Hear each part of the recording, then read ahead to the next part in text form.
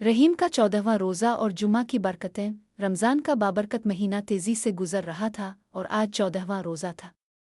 रहीम अब रोज़े रखने का आदी हो चुका था। आज ख़ास बात ये थी कि जुमा का दिन था और उम्मी ने बताया कि रमज़ान के जुमे बहुत बरकत वाले होते हैं। सुबह सहरी के वक्त जब उम्मी ने रहीम को जगाया तो वो फ़ौरन उठ गया।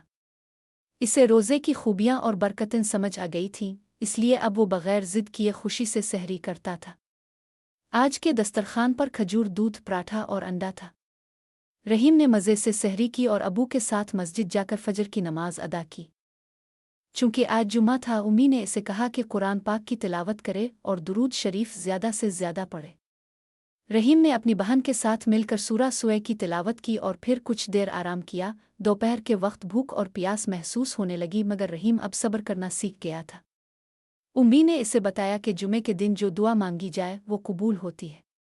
ये सुनकर रहीम ने अल्लाह ताला से दुआ की कि वो हमेशा अच्छे काम करे और रमज़ान की बरकतों को याद रखे। जब जुमा की नमाज का वक्त आया तो रहीम ने नए कपड़े पहने और अबू के साथ मस्जिद गया।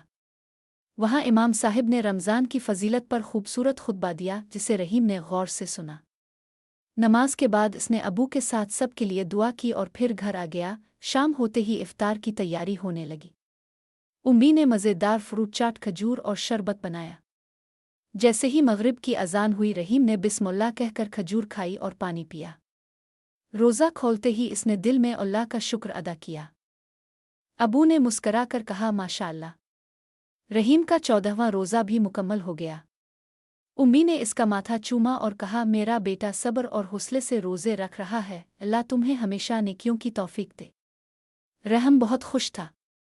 इसने सोचा कि रमज़ान के बाकी रोज़े भी पूरे रखने हैं और हमेशा इस महीने की बरकतों को याद रखना है।